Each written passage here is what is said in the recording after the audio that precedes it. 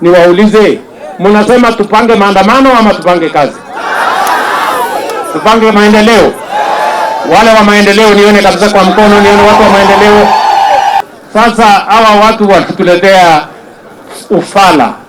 Sasa mimi nataka niwaulize, ati hawa watu ati wanatuambia ati yule mtu wa kitendawili si nilimshinda? Na niliwaambia nitamshinda asubuhi na mapema. Na zilikuwa hivyo. Kwani angenishinda namna gani hata nyinyi mkipima? Angetushinda namna gani? Nyinyi mnanielewa?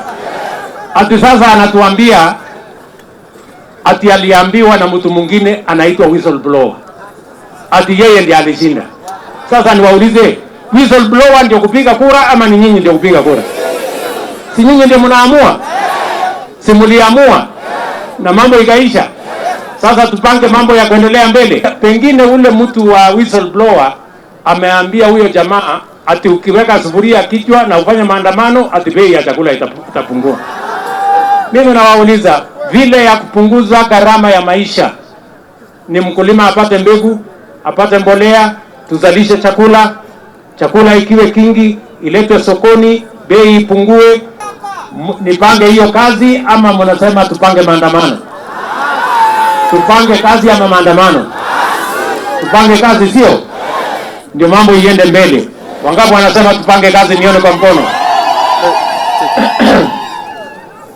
Sasa mimi nataka niwahakikishie, msikuwe na wasiwasi. Kuna wengine wanataka kutuletea fujo, wanataka kutuletea vita.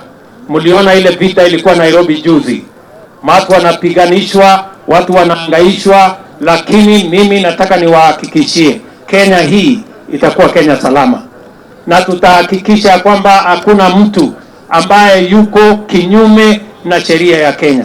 Tutahakikisha kwamba kila mmoja wetu anapata nafasi ya kufanya kazi yake, kufanya biashara yake, kuendesha hustle yake, ndio tuweze kujenga uchumi, tupeleke taifa letu la Kenya mbele. Tumekubaliana jameni? Sasa mimi nataka niwaulize watu wa Rigoma,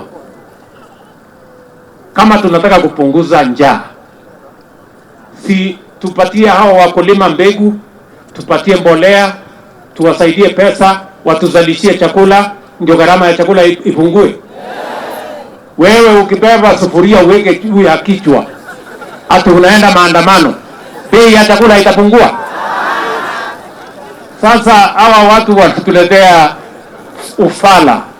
Sasa mimi nataka niwaulize, ati hawa watu ati wanatuambia ati yule mtu wa kitendawili si nilimshinda?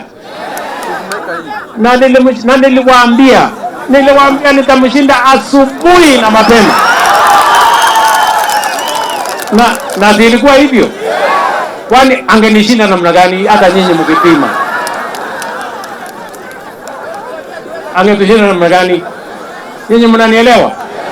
Ati sasa anatuambia ati aliambiwa na mtu mwingine anaitwa whistleblower. Ati yeye ndiye alishinda. Sasa niwaulize, whistleblower ndio kupiga kura ama ni nyinyi ndio kupiga kura? Si nyinyi ndio mnaamua? Si mliamua?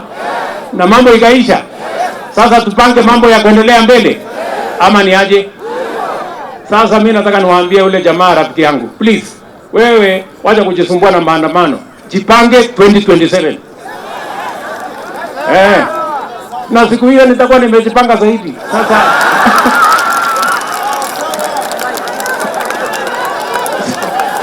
so wacha kusumbua wananchi bwana. Sasa unasumbua wananchi kuwapelekea vita, kuwapelekea fujo, kuwapelekea maandamano. Mimi nataka niwaulize, nasikia pengine ule mtu wa whistleblower ameambia huyo jamaa ati ukiweka sufuria kichwa na ufanye maandamano ati bei ya chakula itapungua. Mimi nawauliza, vile ya kupunguza gharama ya maisha ni mkulima apate mbegu, apate mbolea, tuzalishe chakula ikiwe kingi, iletwe sokoni, bei ipungue, tuondoe njaa katika taifa letu la Kenya. And that is what I am doing. Tunaelewana jameni? Mnasema tupange hii kazi pamoja? Watu wa Nyamira mko tayari? Mko tayari? Mko chonjo? Mnasema, wacha niwaulize tena, niwaulize, mnasema tupange maandamano ama tupange kazi? Tupange maendeleo. Wale wa maendeleo nione kabisa kwa mkono, nione watu wa maendeleo. Mimi niko hapa na mimi nimesema wale viongozi wote mlichagua. Si hapa Mose ndiye alikuwa mtu yangu. Lakini si mlichagua huyu Ngugu huyu. Hata huyu mtu ya kuku mimi nitafanya kazi na yeye. Hakuna problem. Kwa shida iko wapi? Si nyinyi mmemchagua? Tafanya kazi na yeye. Na huyu Mose mimi nimepatia kazi nyingine.